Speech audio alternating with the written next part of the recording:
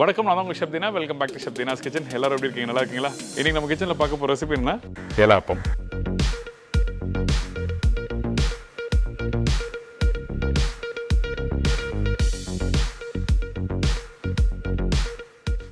இதோட பால் பாயசம் எப்படி பண்ணுறது பார்க்க போகிறோம். இந்த ப்ரிப்ரேஷன் தேவையான பொருட்கள்: அரிசி மாவு 1 கப்பு, முழு தேங்காய் 1 நம்பர், வெல்லம் தேவையான அளவு, ஏலக்காய் பவுடர் 1/2 டீஸ்பூன், சுக்கு பவுடர் 1/4 டீஸ்பூன், உப்பு சிறிதளவு, நெய் 2-3 டேபிள் ஸ்பூன், எலுமிச்சை பழம் தோல் தேவையான அளவு. இதாங்க இந்த ப்ரிப்ரேஷன் தேவையான பொருட்கள். ஃபஸ்ட்டு நம்ம என்ன பண்ண போகிறோம்னா, நம்மக்கிட்ட இருக்க இந்த தேங்காவை லைட்டாக வதக்க போகிறோம். அதுக்காக பேனில் கொஞ்சம் நெய் போட்டிருக்கேன். இந்த நெய் போட்ட பிறகு தேங்காவை லைட்டாக வதக்குங்க, ரொம்ப நேரம் வதக்க வேண்டாம். ட்ரை ஆகிடுச்சுன்னா இந்த தேங்காய் நல்லா இருக்காது சாப்பிட்றதுக்கு. அதனால் நெய்யில் போட்டு ஒரு 2 நிமிஷம் அப்படி லைட்டாக வதக்கிட்டு அந்த நெய் ஃப்ளேவரோடு எடுத்து நம்ம என்ன பண்ண போகிறோம்னா, இதில் வெல்லம் போட்டு மிக்ஸ் பண்ண போகிறோம்.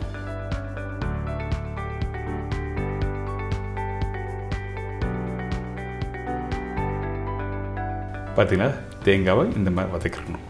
இதுக்கு பிறகு தான் வெல்லம் போட போகிறோம். இல்லை நாட்டு சக்கரை போடலாம். சக்கரை போடலாமா கேட்டிங்கன்னா என்னோடய சஜஷன் சக்கரை யூஸ் பண்ண வேண்டாம், வெறும் நாட்டு வெல்லம் அப்படி இல்லைனா ரெகுலராக யூஸ் பண்ணுற வெல்லமும் நீங்கள் யூஸ் பண்ணிக்கலாம். இந்த இடத்துல அடுப்பை ஆஃப் பண்ணிவிட்டு வெல்லம் ஜஸ்ட்டு தேங்காயோட மிக்ஸ் பண்ணுங்கள். அந்த சூட்லேயே என்ன ஆகும் கேட்டிங்கன்னா உங்களுக்கு வெல்லமும் தேங்காய் டுகெதர் மிக்ஸ் ஆக ஆரம்பிச்சிடும் இந்த மாதிரி. இதுக்கு பிறகு சுக்கு பவுடர் போட்டிருக்கேன். உப்பு அந்த இனிப்புத்தன்மை எடுத்து கொடுக்க தான் சால்ட் சிறிதளவு ஆட் பண்ணியிருக்கோம். இதுக்கப்புறம் ஏலக்காய் பவுடர் இதில் ஆட் பண்ணியிருக்கேன். இதெல்லாம் போட்டு ஜஸ்ட் லைட்டாக மிக்ஸ் பண்ணி எடுத்து வச்சுக்கோங்க. Stuffing ready.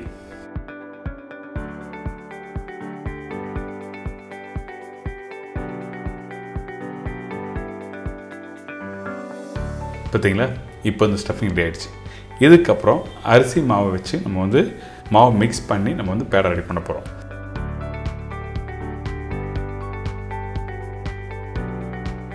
கொஞ்சம் உப்பு போட்டிருக்கேன். அதுக்கு பிறகு வெதுன்னு தண்ணி எடுத்து இதில் ஆட் பண்ணுங்கள். கொஞ்சம் சூடான தண்ணி ஆட் பண்ணும்போது உங்களுக்கு மாவு மிக்ஸ் பண்ணும்போது சாஃப்டாக இருக்கும், ஸ்டீம் பண்ணி எடுக்கும்போது. அதனால தான் சுடு தண்ணி போட்டிருக்கேன்.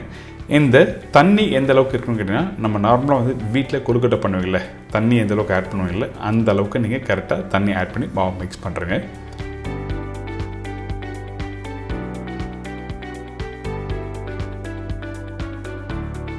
இப்போ மாவு ரெடி ஆகிடுச்சு. இப்போ ரெடியான இந்த மாவு கையில் எடுத்திங்கன்னா ஒட்டாத அளவுக்கு பக்குவத்துக்கு கரெக்டாக இருக்கணும்.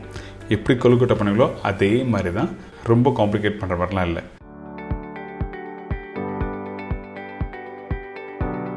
இதுக்கு பிறகு நம்ம என்ன பண்ணுறோம், கொஞ்சம் லைட்டாக நெய் எடுத்துக்கோங்க. எடுத்த நெய்யை அப்படியே வாழை இலையில் லைட்டாக அப்ளை பண்ணுறோம். இந்த இலையை இந்த மாதிரி ஸ்கொயராக கட் பண்ணி எடுத்துக்கோங்க. எடுத்த பிறகு ரெடி பண்ணி வச்சுருக்க இந்த மாவை ஒரு கார்னரில் லைட்டாக ப்ரெஸ் பண்ண போகிறோம். நடுப்பகுதியில் வச்சு ப்ரெஸ் பண்ணக்கூடாது.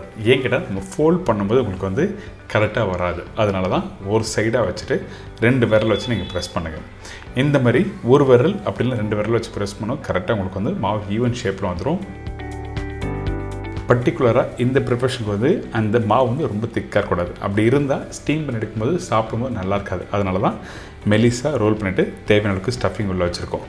இப்போ பார்த்தீங்களா, இந்த மடிக்கும் போது உங்களுக்கு ஈஸியாக ஃபோல்ட் பண்ண முடியுதா? அதனால தான் ஒரு கார்னரை வச்சு நீங்கள் கரெக்டாக மாவை ப்ரெஸ் பண்ணணும்னு சொல்கிறேன். இப்போ ரெடி ஆகிடுச்சு. இதுக்கப்புறம் 2 சைடும் கரெக்டாக நம்ம ஃபோல்ட் பண்ண போகிறோம். அதாவது ஏற்கனவே மடித்ததை நம்ம என்ன பண்ணுறோம், ப்ரெஸ் பண்ணுறோம். நல்லா ப்ராப்பராக ப்ரெஸ் பண்ணிட்டீங்கன்னா உள்ளே இருக்க ஸ்டஃபிங் வெளியே வராது.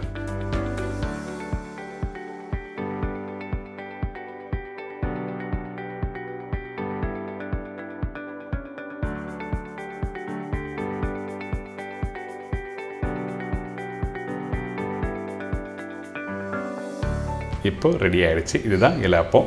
இது அப்படியே ஸ்டீம் பண்ணி எடுத்தால் ரெடி. இப்போது நம்ம என்ன பண்ண போகிறோம்னா, இதில் கொஞ்சம் லைட்டாக லெமன் ஆட் பண்ண போகிறோம்.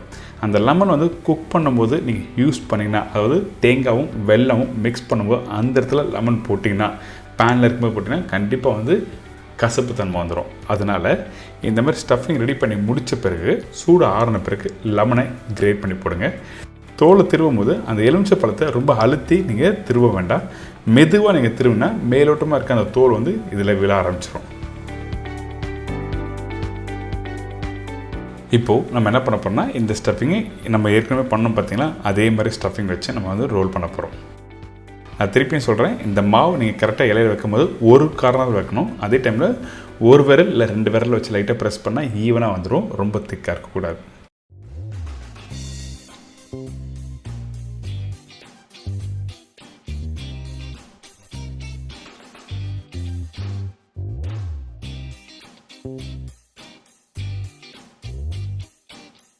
இதுக்கு பிறகு நம்ம என்ன பண்ணுறோம்னா, இட்லி சட்டி இருக்குது பார்த்தீங்களா, அந்த இட்லி சட்டியில் கொஞ்சம் தண்ணி ஆட் பண்ணி ஸ்டீம் பண்ணுங்கள். அதாவது கொஞ்சம் நல்லா சூடாகட்டும். அதுக்கு பிறகு ரெடி பண்ணி வச்சுருக்க இந்த இலை அப்பம் 1 by 1 ப்ளேஸ் பண்ணுறோம்.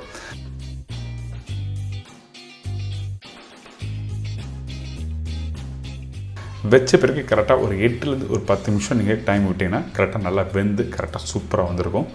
இன்றைக்கி இந்த இலை அப்பம் எப்படி பண்ணுறது சொல்லி கொடுத்துருக்கேன். நல்லா வேகட்டும். வெந்த பிறகு எடுத்திங்கன்னா இந்த மாதிரி கலர் மாறி இருக்கும். கலர் மாறின உடனே நீங்கள் எடுத்து சூடோட சாப்பிட்டு பாருங்களேன், அந்தளவுக்கு பிரமாதமாக இருக்கும். அந்த எலுமிச்சம்பழம் தோல் போட்டுருக்கு பார்த்தீங்களா, நீங்கள் சாப்பிடும்போது ஃபீல் பண்ணுங்கள், நல்ல ஒரு மைல்டான ஒரு டேஸ்ட் கொடுக்கும், மைல்டான ஃப்ளேவரும் கிடைக்கும். கண்டிப்பாக ட்ரை பண்ணி என்ஜாய் பண்ணுங்கள்.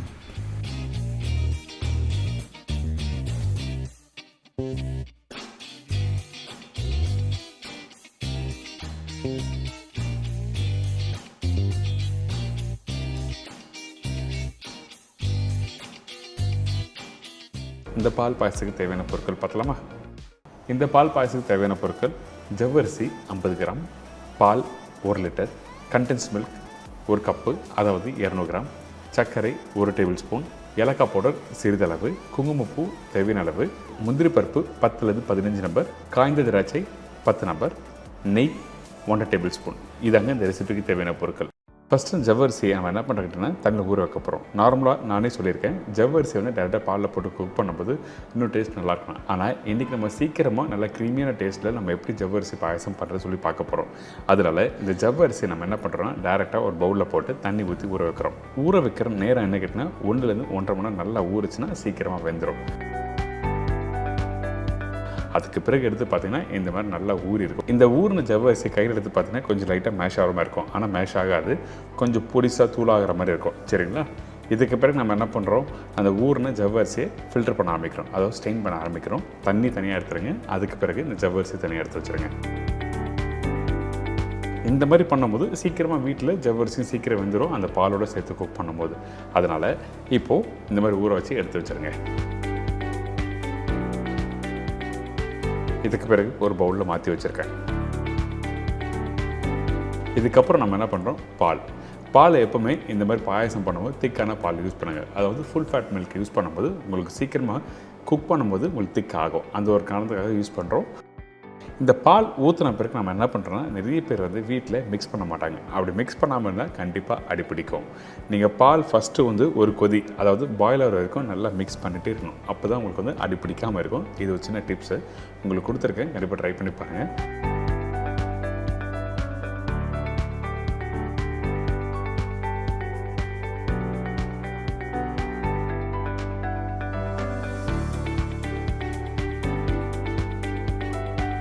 இதுக்கு பிறகு நம்ம என்ன பண்ணுறோம் கேட்டிங்கன்னா, பால் திக்காகிற அளவுக்கு நல்லா மிக்ஸ் பண்ணிகிட்டே இருக்கணும்.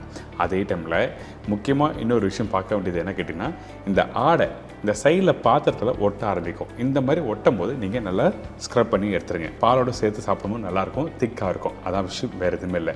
இந்த பால் எவ்வளோ நேரம் குக் பண்ண கேட்டிங்கன்னா, குறைஞ்சபட்சம் ஒரு 15லேருந்து 20 நிமிஷம் நல்லா குக் பண்ணுங்கள். அதாவது 1 லிட்டர் பால் வந்து ஒரு 100லேருந்து 150 ml பால் கம்மியாகும். அதுக்கு பிறகு நீங்கள் எடுத்தீங்கன்னா இந்த மாதிரி திக்கான ஒரு டெக்ஸ்சர் வந்திருக்கும், ஆடையும் நல்லா வந்திருக்கும்.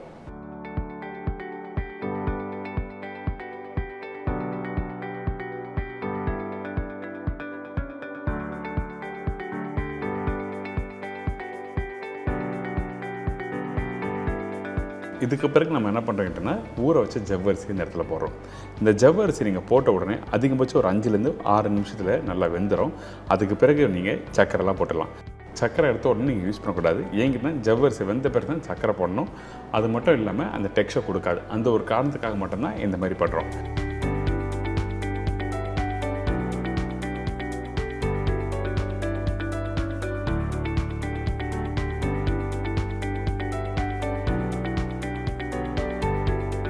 கொதிக்க நல்லா திக்காகும். பார்த்தீங்களா, அந்த ஜவ்வரிசிலாம் மேலோட்டமாக மேலே வர ஆரம்பிச்சிடும். இந்த மாதிரி வந்த பிறகு நம்ம என்ன பண்ணுறோன்னா, இந்த இடத்துல சர்க்கரை யூஸ் பண்ண போகிறோம். இந்த சக்கரை போகிறதுக்கு முன்னாடி நம்ம என்ன பண்ணுறோம், கண்டென்ஸ் மில்க் யூஸ் பண்ணுறோம், அதாவது மில்க் மேட்.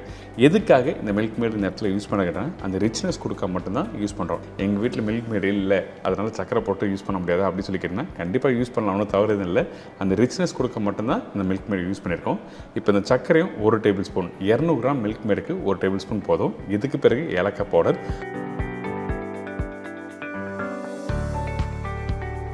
இதுக்கு பிறகு கொஞ்சமாக சேஃப்ரான் போட்டிருக்கேன். இந்த சேஃப்ரான் போட்ட பிறகு நம்ம 2 நிமிஷம் குக் பண்ண ஆரம்பிக்கிறோம். அப்படி குக் பண்ணும்போது லைட் எல்லோ கலர் வரும். உங்களுக்கு கலர் நல்லா வரணும்னு வச்சிங்கன்னா அந்த டைமில் சேஃப்ரானை கொஞ்சம் வார்ம் வாட்டரில் போட்டு ஊற வச்சுட்டு அதுக்கப்புறம் இந்த பாலில் ஊற்றினா நல்ல கலர் கொடுக்கும். உங்களுக்கு கலர் அதிகமாக வேண்டாம், உங்களுக்கு லைட் எல்லோ கலர் இருந்தால் போதும்னு வச்சிங்கன்னா அந்த டைமில் டேரெக்டாக இந்த சேஃப்ரானை இந்த பாலில் போட்டு மிக்ஸ் பண்ணி 2லேருந்து 3 நிமிஷம் நல்லா கொதிக்க விட்டு எடுத்திங்கன்னா லைட் எல்லோ கலர் வந்திருக்கும். அதே டைமில் நல்லா சேஃப்ரானோட அந்த ஃப்ளேவரும் கொடுக்கும். பார்த்தீங்களா, இப்போ ஒரு சூப்பரான ரிச்சான இந்த பால் பாயசம் எப்படி பண்ணுறது சொல்லி கொடுத்துருக்கேன்.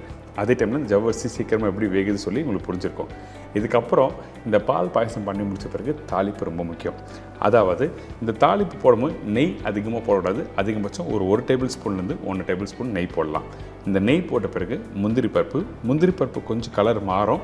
அதாவது கோல்டன் ப்ரௌன் கலர் வந்த பிறகு நம்ம என்ன பண்ணுறோன்னா காஞ்சி திராட்சை போட்டு நல்லா தாளித்து அப்படியே அதில் கொட்டி நல்லா மிக்ஸ் பண்ணி சுட சுட எடுத்து சர்வ் பண்ணி பாருங்களேன். ஒரு சூப்பரான பால் பாயசம்.